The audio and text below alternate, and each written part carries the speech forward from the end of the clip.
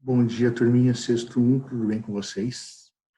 Hoje a gente começa, então, mais uma fase nosso período sem aulas, iniciando um pouco de matéria aqui online para a gente poder dar sequência. Mas antes de continuar a matéria nova, a gente reinicia lá do início uma revisãozinha. Vai ser um negócio rápido, simples, tudo que a gente já viu em sala de aula, só para a gente recordar um pouquinho da nossa matéria para depois poder voltar tranquilamente na matéria seguinte, tá? Então, nossa matéria lá do início, a gente falava da teoria do Big Bang, o universo, como ele surgiu, o que é o universo, o tamanho dele.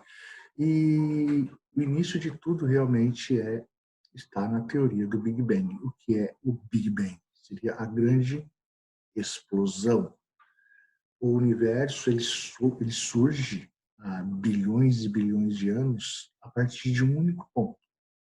Um ponto onde havia uma concentração muito grande de energia. Não havia planetas, não havia estrelas, não havia nada disso. Havia uma concentração muito grande de energia. E quando a gente tem energia demais no mesmo ponto, às vezes a energia, aquele lugar não suporta mais a energia e acontece uma coisa chamada explosão. Explode assim que explode uma bombinha de festa junina. Explode dessa forma, ela tem uma energia concentrada naquele pontinho ali, naquele tantinho de pólvora, e acaba, quando você bota fogo ali, cria uma energia muito grande e ela explode de uma vez, uma expansão muito rápida, isso é uma explosão. O Big Bang foi mais ou menos isso, uma energia que foi se acumulando demais num único ponto, uma quantidade muito grande de energia e, de repente, ela explodiu e começou a se expandir, formando, então, o universo como a gente conhece hoje. Ainda é um universo em expansão, ainda é um universo em formação, ainda não terminou de se formar. Tá? Então, a gente vai ver aqui, nessa foto, isso a gente tem na primeira página da nossa apostila, ali do LDI, a gente tem esse desenho onde mostra o universo. Aqui, nessa foto, você está vendo que ele mostra o universo daqui para cá. Mas, na verdade, naquele ponto amarelo onde teve a explosão, esse ponto aqui, ó, daqui ele saiu, essa expansão foi para todos os lados. Aqui a gente está mostrando um lado só, por quê? Para poder facilitar a visualização. Não tem como fazer um desenho que vai pegar todos os lados, tá? Então, aquele ponto amarelo onde está indicando a seta era o ponto de acúmulo de energia no único ponto que, na verdade, que existia no universo. Essa energia toda se acumulava ali, até que, um momento, ela ficou grande demais e explodiu. Tá? Quando houve essa explosão, o que aconteceu? Começa, então, a expansão do universo. E você vai reparar no nosso desenho aqui, que nós temos uma parte vermelha, depois uma parte azul mais escura, depois mais roxinha, depois vai ficando mais claro. Isso representa temperaturas. Aqui onde está vermelho, logo após a explosão, era uma temperatura muito, muito, muito, muito grande. Você sabe, sempre que tem uma explosão, logo em seguida é um calor. Tá? Então aqui é uma temperatura muito alta, muito alta. Ainda é impossível de se formar planeta, vida, qualquer outra coisa. Por quê? Porque quando a gente tem temperatura muito alta, nada fica em estado líquido ou sólido. Tudo é gás, tudo é gás. Tá? Então, ali nessa parte vermelha do nosso desenho, era tudo ainda muito, muito, muito, muito quente, mas o universo estava se expandindo. E conforme vai se expandindo, o que acontece? Essa temperatura muito alta, ela se espalha por um espaço maior e ela vai dissipando, ou seja, ela vai esfriando. Então, primeiro a gente teve, naquela primeira seta amarela ali, a explosão. Aí o universo começa a expansão e vem para essa parte aqui, que está muito quente. Em seguida, ele continua se expandindo e conforme vai se expandindo, ele vai se esfriando.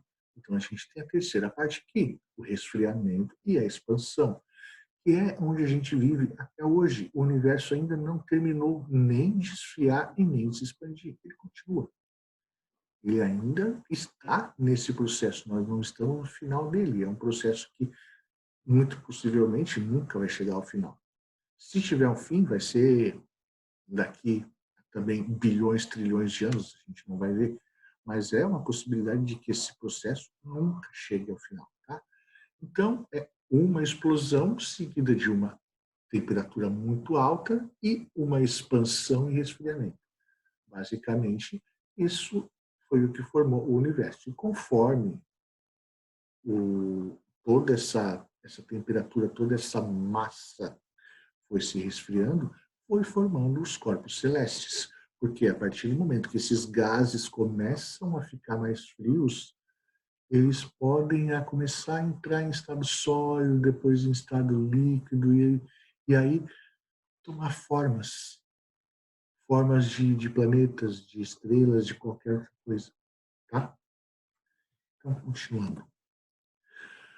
A gente viu ali que foram sendo formados os corpos celestes. Mas o que são, então, os nossos corpos celestes? Os corpos celestes, eles são tudo que tem no universo. Eles variam de todas as formas possíveis. Variam em forma, tamanho, composição, ou seja, eles podem ser esféricos. O que é esférico? Esférico seria alguma coisa como uma bola, em formato de esfera. Geóide como a Terra. A Terra ela tem um formato aproximadamente esférico, mas não é esférico. A gente chama esse formato de geóide. Pode ser irregular, ou seja, sem forma de nada. Aí no tamanho eles podem ser enormes ou minúsculos. Eles podem ser sólidos ou gasosos, como a gente vai ver mais à frente. Eles podem ser quentes, frios. Variação dos corpos celestes, existem tantos bilhões, trilhões de corpos celestes no mundo, que a gente vai ter corpos celestes de praticamente todas as formas. E eles podem ser estrelas, cometas, planetas, asteroides, meteoros, meteoritos, gases, poeira cósmica. Sim, os nomes mais variados e funções, o que eles fazem, a órbita deles, tudo isso também varia. A gente está falando basicamente de variação dos corpos celestes. E agora a gente entra numa parte importante.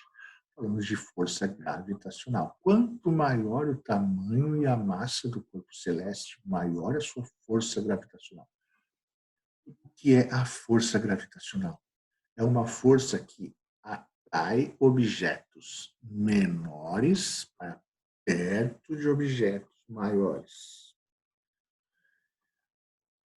Então, por exemplo, por que a gente está em cima do solo do nosso planeta? Nós seres humanos, temos uma força gravitacional? Sim, nós temos. Acontece que nós somos muito pequenos perto do nosso planeta. Então, o planeta tem uma força gravitacional muito maior. E ele, dessa forma, atrai a gente para perto dele. Por isso a gente não consegue, com um pulo, sair daqui. Porque a gente está sendo atraído pelo planeta. Tá? Pela força gravitacional do planeta, que é muito maior, porque o tamanho dele e a massa são muito maiores. Da mesma forma, o planeta Terra atrai a Lua, por isso a Lua fica em torno do nosso planeta, porque a força gravitacional da Terra atrai a Lua para perto dele.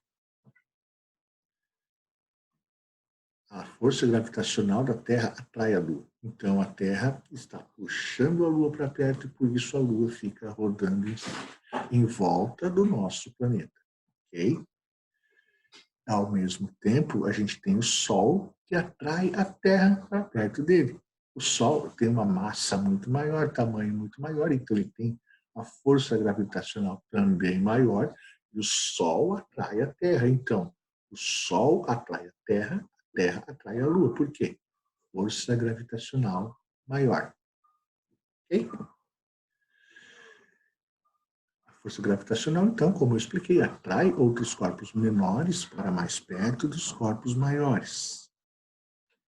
E ainda sobre corpos celestes, a gente tem conjuntos enormes de corpos celestes agrupados em uma região do universo, do espaço.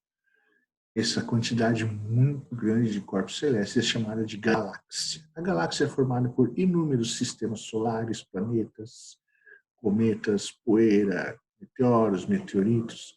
E a nossa galáxia, você sabe o nome dela, né? Não ouvi? Fala para mim. Eu sei que a maioria de vocês consegue falar de cabeça o nome da nossa galáxia. Se não conseguir, fica uma atividadezinha para você fazer agora. Dá uma pausa no vídeo e vai pesquisar o nome da galáxia onde a gente vive. É bem fácil, bem simples, tá? Falando agora sobre sistema solar, o nosso sistema solar. O nosso sistema solar que a gente vive aqui, no planeta Terra, ele é formado por 8 planetas e uma estrela. O Sol é a estrela. Os 8 planetas, Mercúrio, Vênus, Terra, Marte, Júpiter, Saturno, Urano e Netuno. Guardem esta ordem, começando em Mercúrio, terminando em Netuno, ela representa o quê?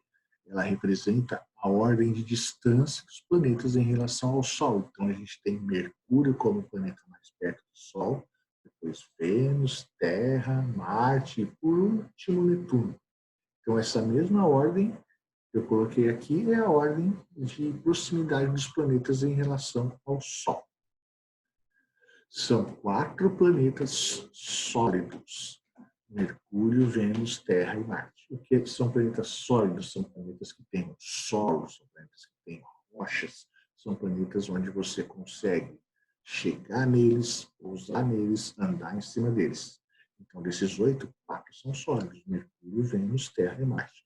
Já os outros 4, eles são gasosos: Júpiter, Saturno, Urano e Netuno. Eles são aglomerados de moléculas de gases. Você não consegue pegar um veículo espacial, ir até eles. Você consegue? Consegue. Pousar neles? Não, porque não tem chão.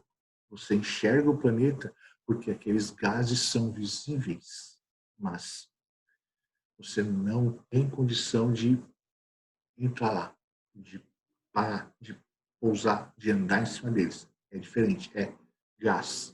É como se você fosse tentar pousar numa nuvem, você vai atravessar, tá? Então, esses 4 planetas, Júpiter, Saturno, Urano e Netuno, eles são gasosos.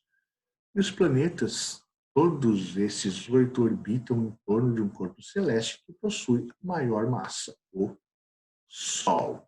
Tá?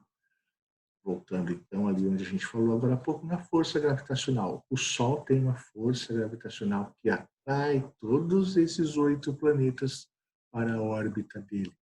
Por isso, os planetas ficam em torno do Sol e não saem rodando por aí pelo universo aleatoriamente. Por quê? Porque eles são atraídos por uma massa gravitacional maior, uma força gravitacional maior, que é a do Sol. O Sol é muito maior do que todos os planetas do sistema solar, inclusive muito maior do que o maior deles, que é Júpiter, certo? Havia ainda mais um planeta, Plutão. Nosso sistema solar, até alguns anos atrás, considerava-se que era formado por 9 planetas. Os 8 que a gente já citou, mais Plutão. E o que aconteceu com Plutão? Sumiu? Não. Plutão, ele deixou de ser considerado um planeta. Hoje ele é considerado um planeta anão. Por quê?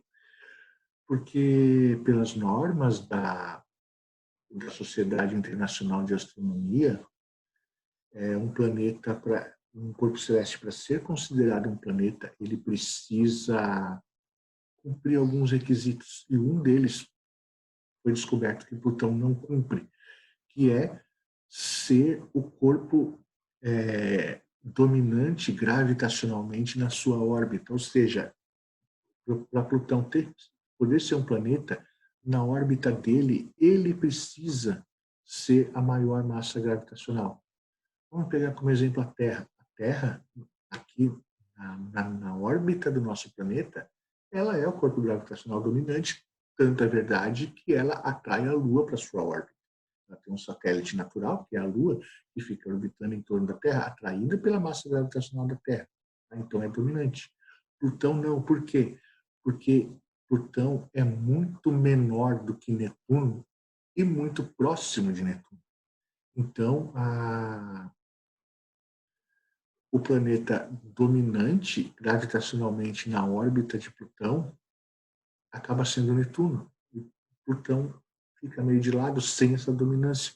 Aí, por isso, deixou de ser considerado um planeta, hoje é chamado de planeta anão. Ele continua fazendo parte do nosso sistema solar, da mesma forma que antes, apenas não é mais chamado de planeta.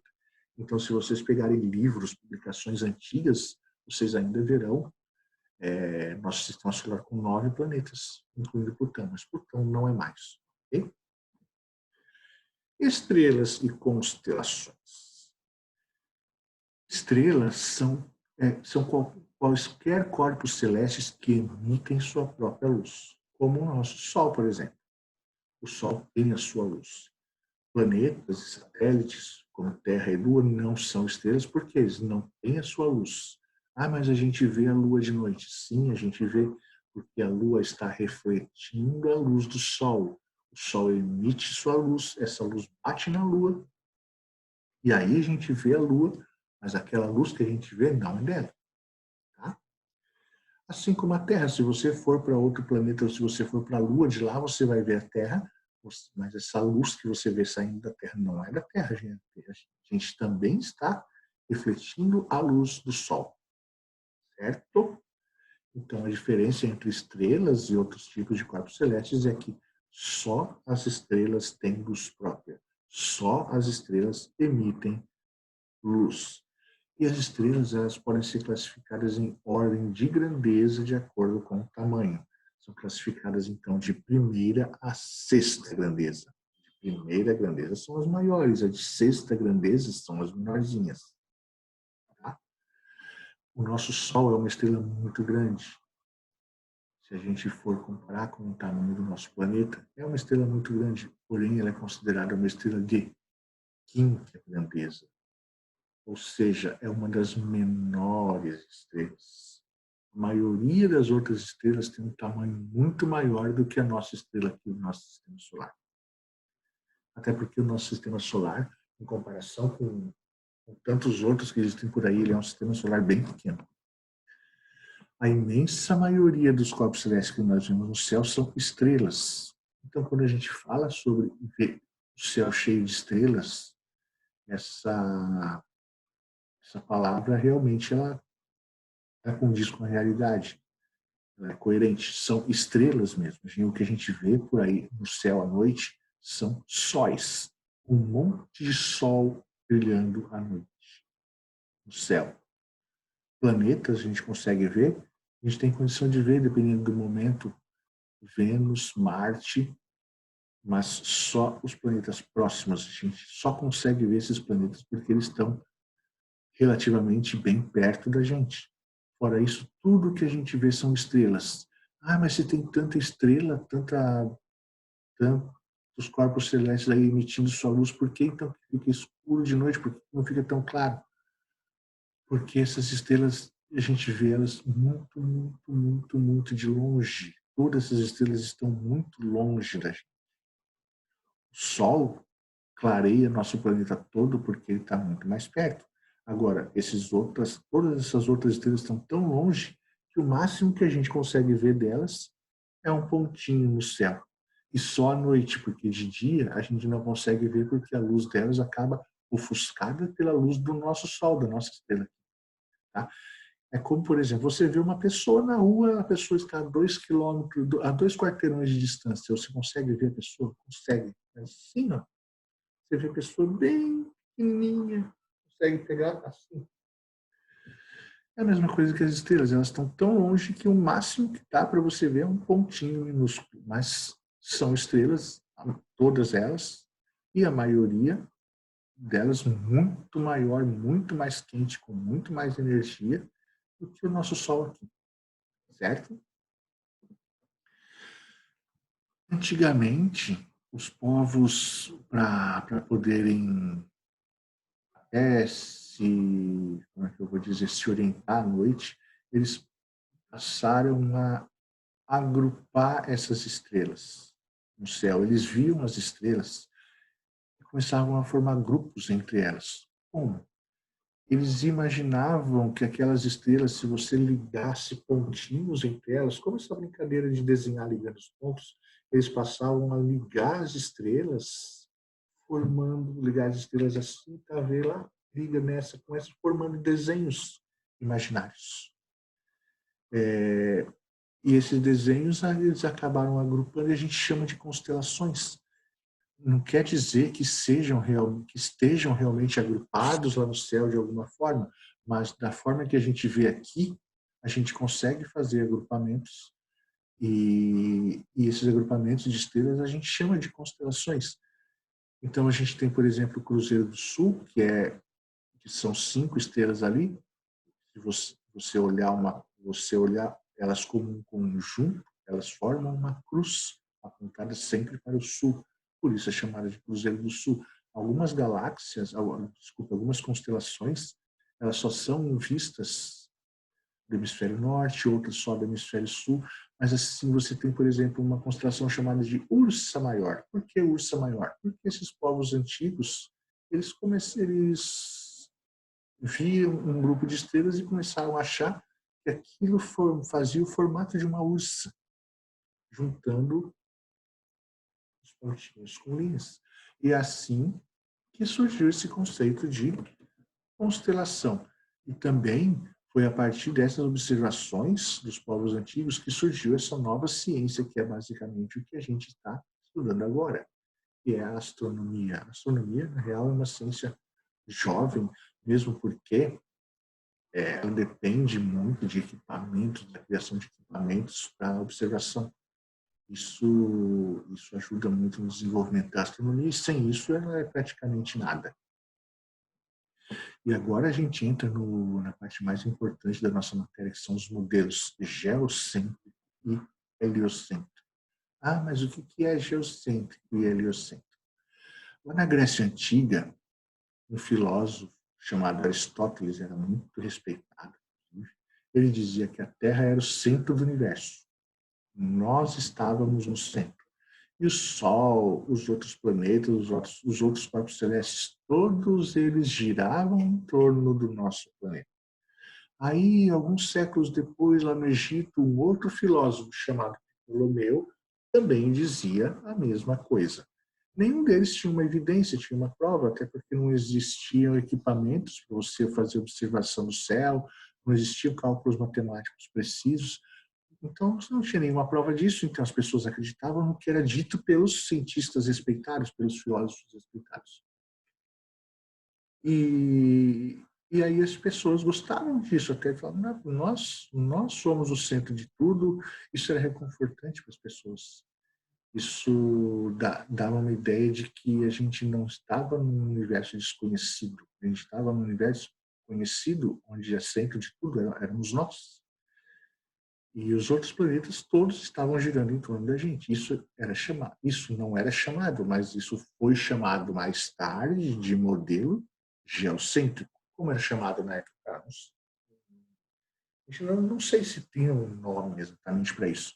Mas a ideia era essa, a Terra no centro do universo. Geocêntrico, terra, cêntrico, centro. Okay? Somente a partir do Renascimento essa teoria passou a ser contestada. O que foi o Renascimento? Na Idade Média, a Idade Média é um período que vem antes do Renascimento. Na Idade Média, o que aconteceu? A parte religiosa da vida da sociedade passou a tomar conta de tudo. E as pessoas passaram a negar tudo que não vinha da religião. Então, ciência, arte, cultura, tudo isso era deixado em segundo plano e apenas a religião importava. Tá?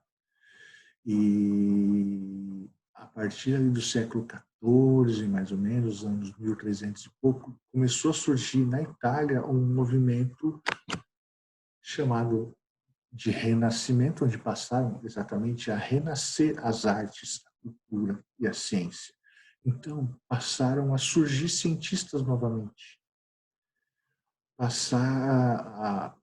Uma parcela da sociedade passou a voltar a acreditar na ciência, mas era ainda muito pouca gente e ainda enfrentando uma enorme, como eu vou dizer, uma enorme rejeição da Igreja Católica e da Igreja Católica principalmente, outras igrejas também, mas de todas as pessoas que seguiam cegamente os preceitos religiosos, tá?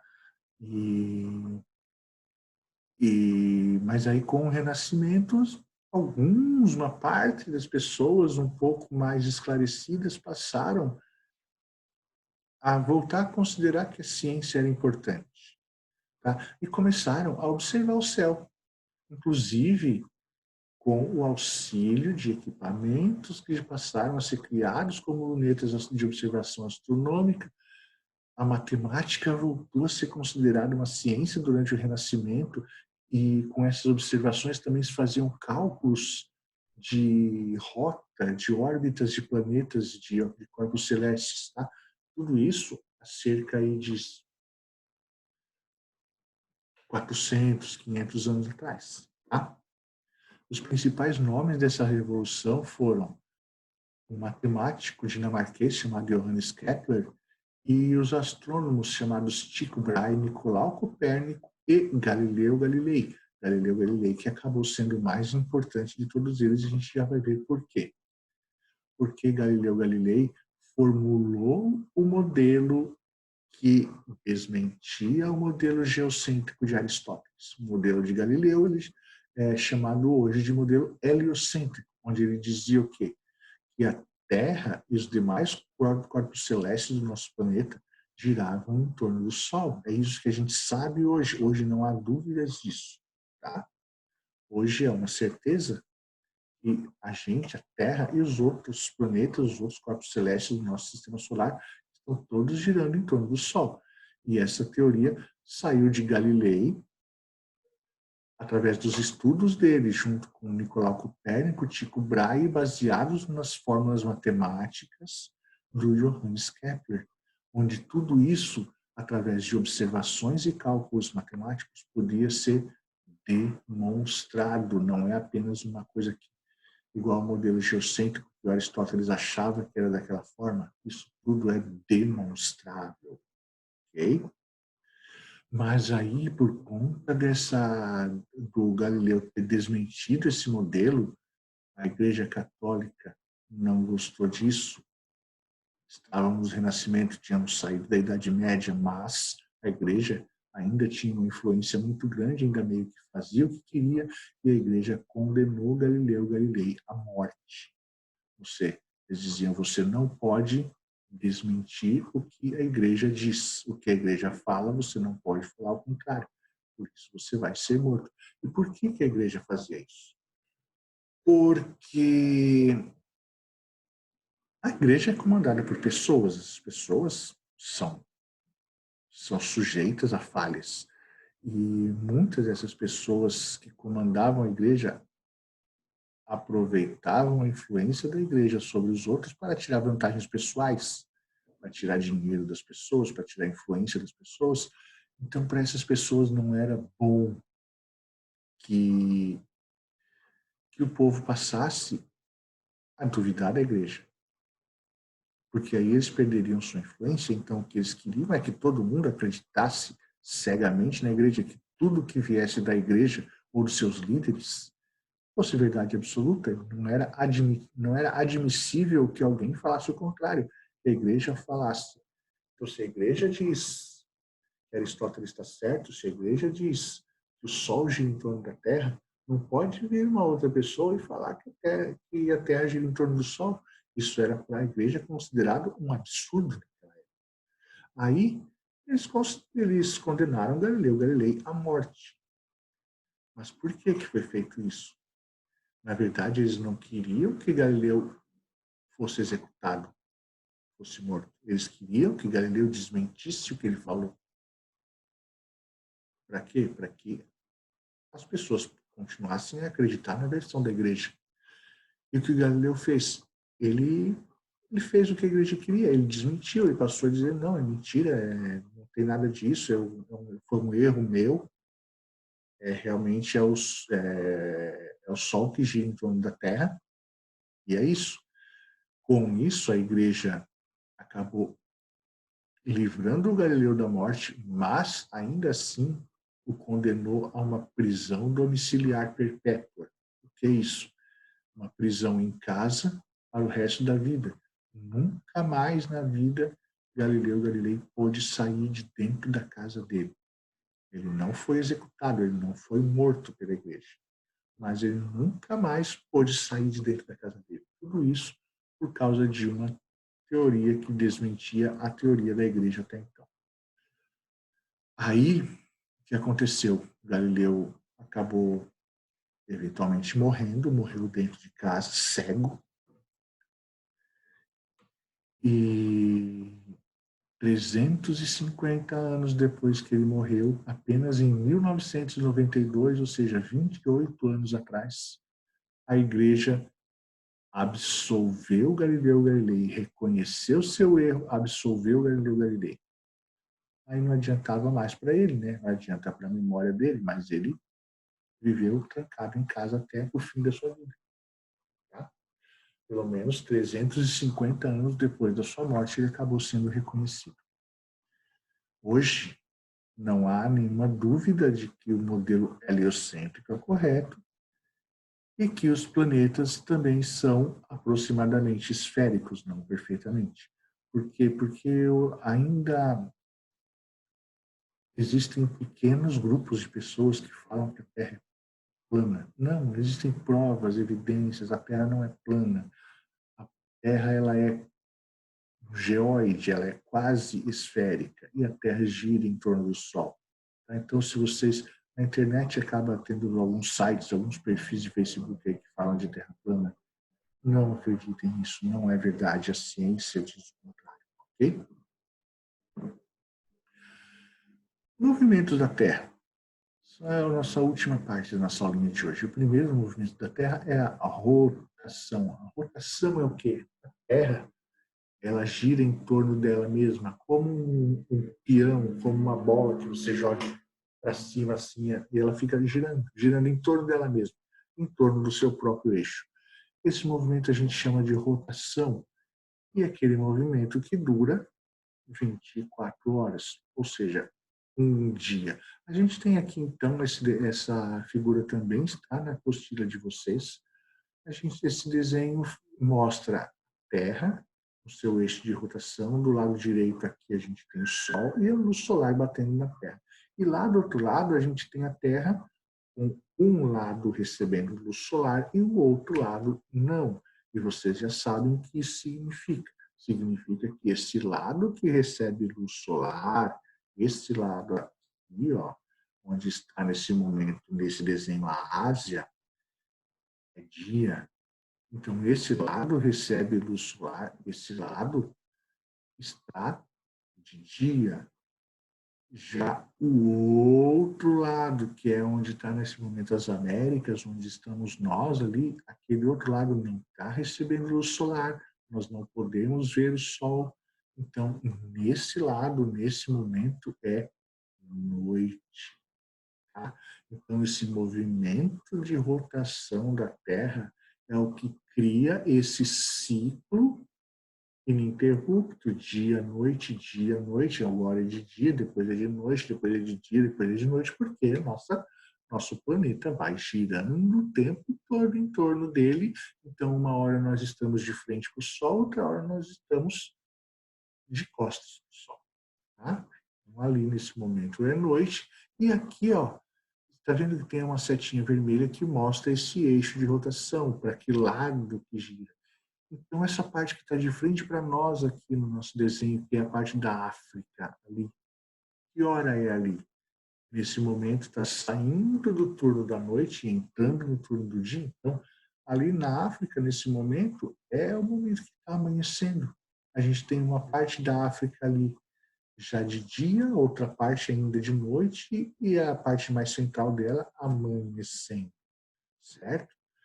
Então, esse é um movimento de rotação da Terra que dura 24 horas e cria o nosso ciclo dia e noite. O outro movimento da Terra é o de translação. A translação é o que? A Terra girando em torno do Sol. Mas atenção, a Terra não para de fazer a rotação para fazer a translação. Não, são os dois ao mesmo tempo. Não é que ela fica rotação, agora eu vou fazer translação. Agora rotação, agora translação.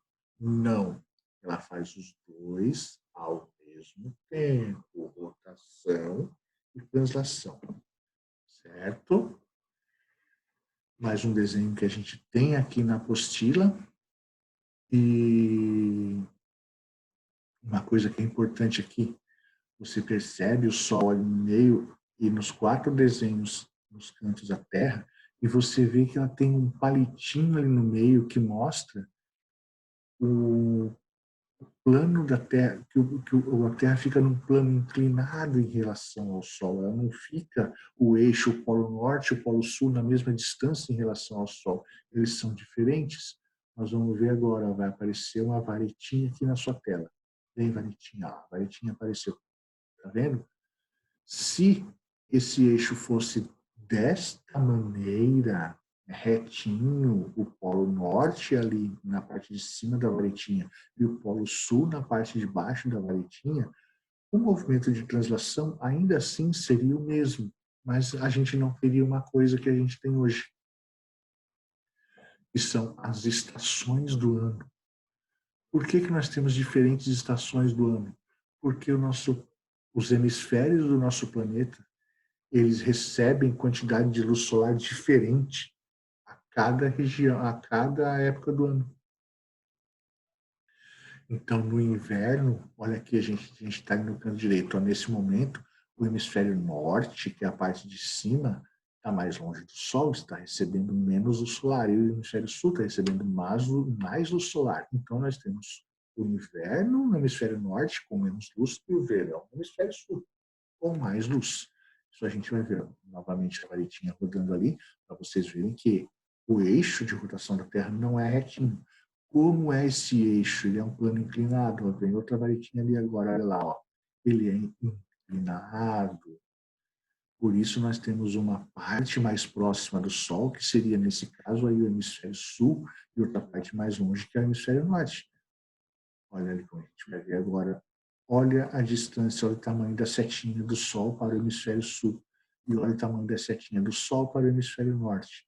Está mais longe? Menos luz. Menos luz significa menos calor. Menos calor significa temperatura mais baixa. Ok? Então, nós temos hemisfério verão no hemisfério sul, inverno no hemisfério norte. Aí, quando vai para a próxima parte ali, primavera num hemisfério e outono no outro. Quando a gente vai para o outro lado, tá vendo quando o Sol está do outro lado, quando a Terra está do outro lado do Sol ali no nosso desenho? Ali, nessa parte, o hemisfério norte está mais perto do Sol. Então, o hemisfério norte está no verão, o hemisfério sul está no inverno. Então, devido ao movimento de translação combinado com esse eixo inclinado da Terra em relação ao Sol, que nós temos as estações do ano. E a gente sabe que no inverno e que em julho vai estar frio e que em janeiro vai estar calor. A gente pode prever esse tipo de coisa. Tá? E assim a gente termina a nossa aulinha de hoje, não sem antes pedir para vocês algumas atividades, coisas simples, coisa fácil, nada que vá tomar tanto tempo de vocês. Eu quero que vocês façam as atividades das páginas 23, questões 2, 3, 4 e 5 apenas. Página 23, questões 2, 3, 4 e 5. Na página 26, eu quero as questões 1 e 2. Tá? Então, página 23, questões 2, 3, 4 e 5. E página 26, questões 1 e 2. Façam, mandem para mim ali na plataforma da Positivo On, naquela parte de atividades, vocês vão ter um lugar ali para anexar, ou se quiser fazer no caderno, entregar lá na escola, não é para ficar indo na escola toda hora, mas precisar entregar lá, eventualmente eu vou acabar indo buscar, tá? Eu vou corrigir, vou dar nota, vai ser tudo feito certinho, tá bom? Aproveitem, estudem e semana que vem tem mais. Muito obrigado.